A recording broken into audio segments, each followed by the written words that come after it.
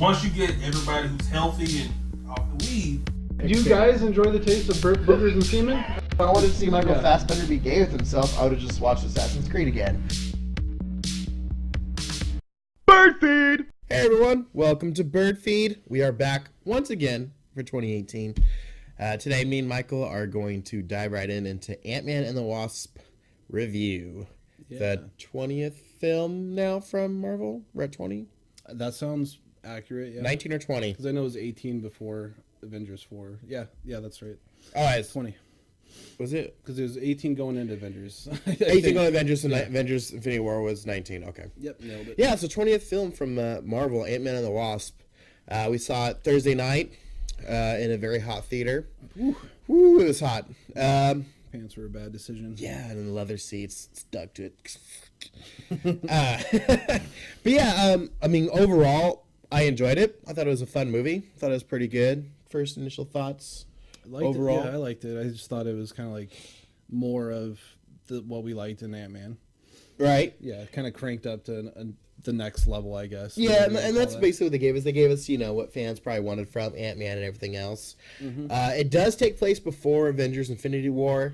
I would say probably maybe like a month, few weeks before the events of Infinity War. Yeah, I was kind of confused on that because is it in Avengers? Doesn't somebody make a reference that he's on house arrest?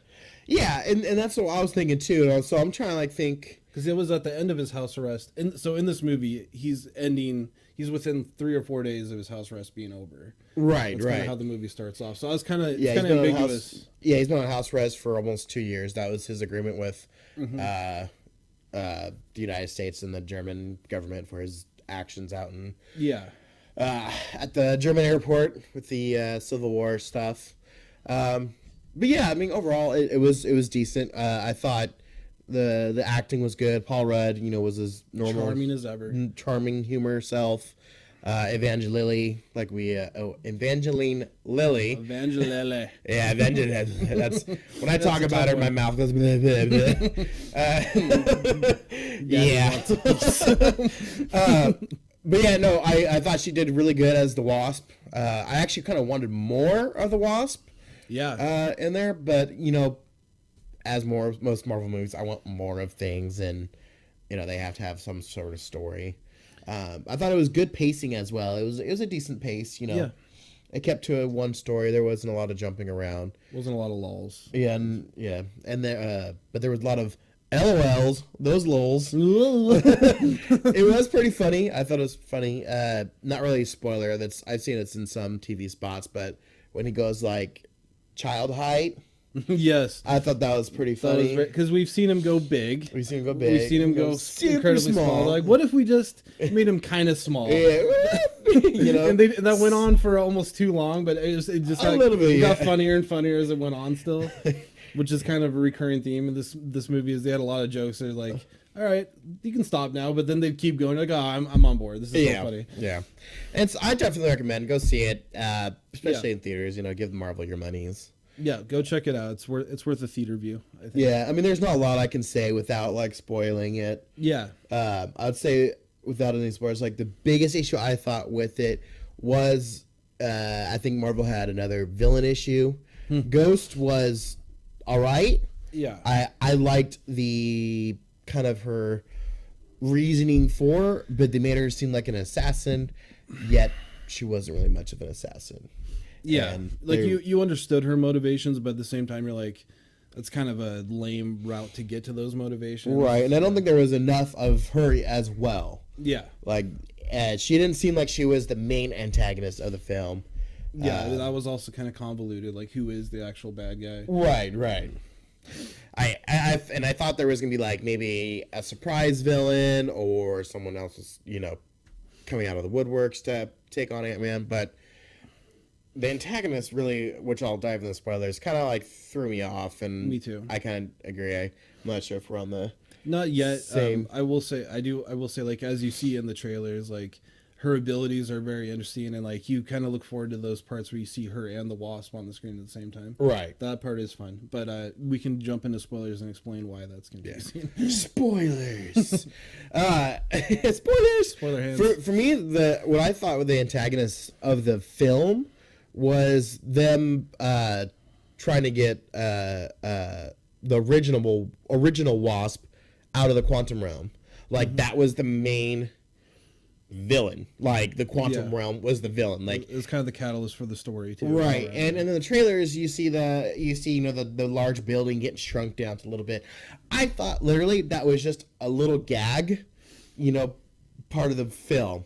Yeah. I didn't realize that's basically what the movie is about. Yeah, it keeps happening and happening. Yeah. Oh, I keep losing my building, Yeah, like it's, again, with like many things in this movie, it seems like it's going to be like a small part, no pun intended. Right. It seems like it's going to be a small part, and it just kind of keeps happening over and over. Right. And that was one of those where it's kind of like, it almost gave you a headache. You're like, oh, okay, all right, we're moving the laboratory building again, right, which can turn into a roller suitcase or whatever. Exactly. Which is funny at first, but then after and then we got a MacGuffin to find it. So, MacGuffin. That was a very good way to put it. But then, did you think that the final act was not the final act? The car chase? Yeah, a little bit. Like when it was done, I was like, "Wait, that's the end of the movie?" Like it was just like hugs and kisses, and then it's like, "Oh, okay, it's over." Yeah, it was very abrupt. But I mean, like just based on the length of the movie and how long we've been sitting in that sweaty theater, right. I kind of put two and two together. I was like, okay, it's got to be wrapping up soon. But yeah, that did feel very anticlimactic. That's kind of the feeling I got. And plus, like there's two places in the movie where we have good car chase scenes, and those are probably the best parts of the movie. And so it almost felt like we were just rehashing what happened earlier in the movie, but then it was like hard snap ending. It's basically Marvel's Baby Driver. Also, no pun intended. It was like kind of what I wanted to happen in Baby Driver. Right? You had like superheroes infused into it. But yeah, I thought it was pretty good. They did rescue Hope's mom. God, I'm blanking on her name. Janet. Yeah, Michelle Pfeiffer. Yeah, Janet Van Dyne, whatever. They rescued her out of the quantum realm, and she has some weird healing powers, which she healed Ghost because Ghost wanted to suck that energy out of her from some machine, which ultimately would have killed her, and she wasn't listening to Lawrence Fishburne's character, who mentioned he was Goliath a long time ago, and that's who I thought also may have been like a surprise villain. Like, he wasn't really even a villain. Like, right. He was introduced, and you realize that him and Hank Pym, the original Ant-Man, like they had a working relationship that got derailed at some point. Yeah. And you understood that part, but like he really didn't he didn't develop into a greater villain towards the end of the movie. Right. In fact, you sympathized with him. Yeah, and he sympathized, and he kind of went to the good guys, like, hey, he tried to tell Ghost, don't do this, they can actually possibly help you, when he should have just kind of known that from the beginning. Yeah. Instead of, having them captured at one point. And just derailing things further for the heroes. Right. And that's kind of like the biggest like spoiler things like I'm getting into on that is I wish he had a bigger role, especially like if you dropped the name Goliath, comic book fans would know who that is. It'd have been great to have seen him on screen. Two giant men fighting. Yeah. Like, know. And they teased that even like, oh, you got this big, I got this big, and you realize like, oh, he was that guy. Okay, maybe, and I would have loved seeing them to go head to head. Fighting over the building. Because we've seen them little fighting each other. Like that's something that happens in both the first and the second movie. It's the turn little, go to normal size. Turn little, go to normal size. It would have been great if you saw two guys get huge and just go at it in the city streets. Right. But no, they didn't go in that direction. Yeah, and like the big like thematic moment of Ant-Man, like his heroic moment is basically swimming in the San Francisco Bay. Yeah, he just went out for a nice Michael Phelps. Yeah, quick breaststroke. And it's kind of funny though. Right? Yeah. That, and that's the thing is like they did pretty good on masking any issues they had with humor. But they were definitely masking something. Yeah, and when he got that, and then like, Evangeline Lilly, I like it. Wasp. I'll just keep saying Wasp. Yeah, Wasp, it's like, oh no, he's too big. He's, he could die, and he starts sinking to the bottom of water, and she, brings him out and everything.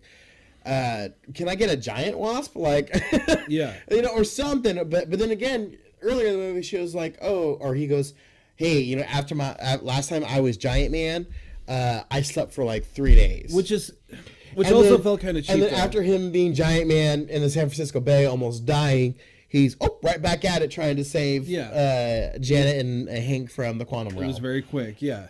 And that was something that, like, it was never mentioned in Civil War when he initially did go big. He didn't look tired. He mentioned was orange slices. yeah, there you go. Yeah, like they didn't. It was like they introduced that plot point just to add to the plot, but it really was just felt like another thing. Like, okay, well, I guess he gets tired. Right. So look out for that. I kind of wish now that they hid Giant Man in Civil War and it would have introduced him into Ant-Man and the Wasp. Yeah, that would have been something great to bring to the movie. Not only you're bringing the Wasp to us, but you're also giving us guess what else he can do. Yeah, because there wasn't much else showing us what else Ant-Man can do. Like it was just a rehash of everything that we've already seen before. Yeah, it was. And the Wasp, she had her big small moments, and she can also fly, and she got little boosters or blasters. Yeah, and it's not to sound like we're downplaying it because the Wasp parts were awesome. They were really cool. Her and the Ghost fighting, that stuff was great. Like the car chase part, there's a scene where the Wasp is going from flying tiny mode, like she's going in and around this car, like left and right. At that point, she's busting through windows. Like that was like amazing to watch actually. But the problem is plot wise, it just didn't. There was nothing really taking us step by step that made us excited for these parts. Right. Because really, that's the biggest issue with the movie is the plot is nonsense. There actually during the movie there was a part where I went up and I went to the bathroom and I said, hey, can you explain to me what happens, half jokingly? Yeah. And then you kind of try to, and you're like, oh, it doesn't matter. Yeah, you literally didn't miss much. It was just Luis doing one of those voiceover things. Oh, okay. And basically, it was just a voiceover of Ant-Man. Of what happened during Ant-Man. And them making a way too long of a joke of truth serum. Okay. Which they kept cycling back to. Yeah, the truth serum. And the Indian guy was like, no, this is not truth serum. And he's like, but it'll make you say what I want you to, tell me, the correct answers. They're like, so it is truth serum. And he's like, no, it's not. And then at the end, he was like, oh, it is truth serum. It was way too long of a joke. Another one I kind of dive in is Ghost. They mentioned quickly, she's like, after, this accident happens, which, makes me be able to go through walls, not be able to control it. S.H.I.E.L.D. built me this suit, and I was basically their Winter Soldier. Okay, I missed that part, I think. Were you there when she mentioned she was trained by S.H.I.E.L.D.? I don't think I heard that assassin. Part. I don't think so. Okay, so that's another part you missed him. Anyway, sorry. But yeah, so there was a quick montage of 30 seconds of her, her S.H.I.E.L.D. days, being a, assassin, taking out people, being able to get intel, going through walls and stuff. Okay. So why didn't we get that throughout the film? If she's this assassin, at one point she has her fist through Hank Pym's neck. Yeah, she doesn't. I don't think she kills anybody. She doesn't kill anyone. Yeah. Other than that quick flashback, she showed her kill 2 people. Okay. But it's fight kill. It's not like using her power kill. Yeah. So when she had her fist through his neck, I was like, shit, she's gonna kill him. Yeah, you're talking about the part where he's doing surveillance. He's on the truck and she's trying to recover the asset, and she does. She has her fist right through his neck. It's like, oh, she could just flip that switch and he's dead.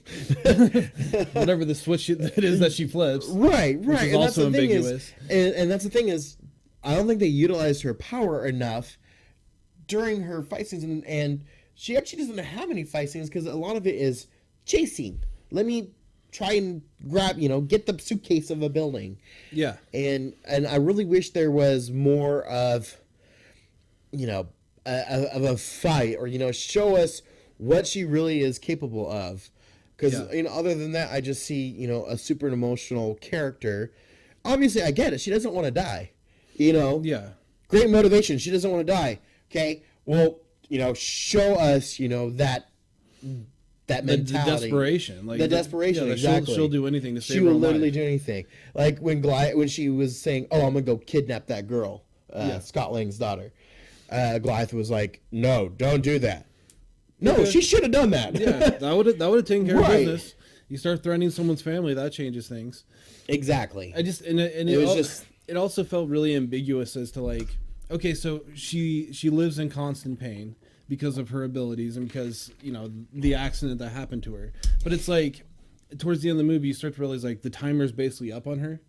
But it's like they don't explain why, you know, this is it. Right. She's been living with this for years as far as we can tell. But why now? Why now? Yeah, and tell us why, like, have you used too much of your powers? I mean, you know. Yeah, what causes that? Like, you know, was it certain actions she does, or, you know, how desperate is she? Like you said, they don't convey that to the audience. They don't show like, okay, she really will fucking do anything because she's about to die. No, it seems like there's like a moment at the end of the movie where you can tell like she's made up her mind and she really is about to do anything to stay alive. Right. And that's the only time you see it, and then she fails, obviously, at what she's trying to do. So, yeah, like Yeah.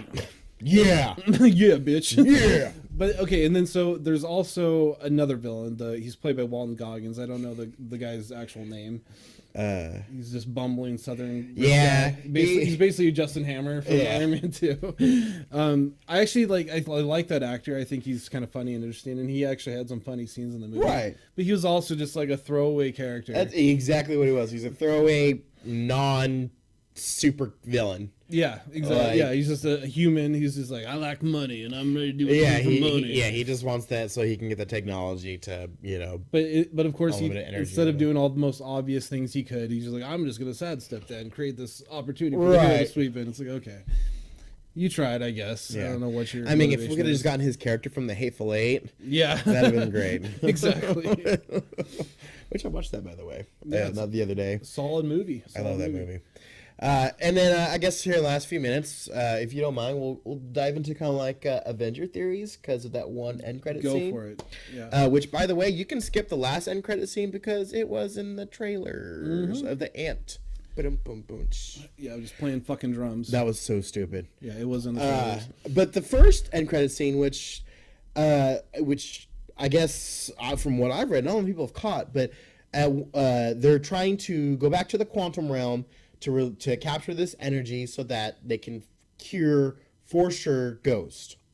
So they send Ant-Man into the quantum realm right before Janet goes, hey, make sure you don't get lost, because if you can get stuck in a time vortex. That's no good. Yeah, that's no bueno. So they send him in here, he grabs the energy that he needs, he's like, all right, send me back up, guys. Common theme. You know. and then he which I don't know why they have to send him back up. Like I thought you would think you'd have a fail-safe built in. Yeah, he would have his own, especially at this point in all the research they've been doing. Yeah. Anyway, so he's like, okay, guys, send me back up, and they can't. They're gone. Or it's just static. Man, I can't talk today. Static. Lily, she's gone. Yeah. She's gone. Wasp. But yeah, so then it's, pans back to them, in the real world, and they're ash, so they're part of Thanos' deaths. Wasp, original, and then OG Wasp and OG Ant-Man are all ash. Yeah, they didn't feel so good. But like I said, the main thing I want to take away was when she mentioned time vortex, because I really believe then Ant-Man is going to get stuck in that time vortex, end up his way back into, say, Avengers 1, because I know there's been a lot of things saying, oh, there's set pieces from the original Avengers. Yeah. So he ends up back in the first Avengers, and I guess unintentionally changes things where the events happen and they actually possibly destroy the stones instead of keep them around like they did. Yeah, that's kind of like my theory, but I also sat and thought, I'm like, well, how is Captain Marvel gonna be introduced then into Avengers, because she was called for at the end of Avengers 3. Yeah, like there's a chance that the quantum realm and then the time vortex, like that could all just be a catalyst for, the solution to the problem in the next Avengers movie. But I do think it's funny, like, for the past few years now, since the original Ant-Man, like, there's been all those memes, like, Ant-Man was here, like, in different scenes throughout all the movies, you know?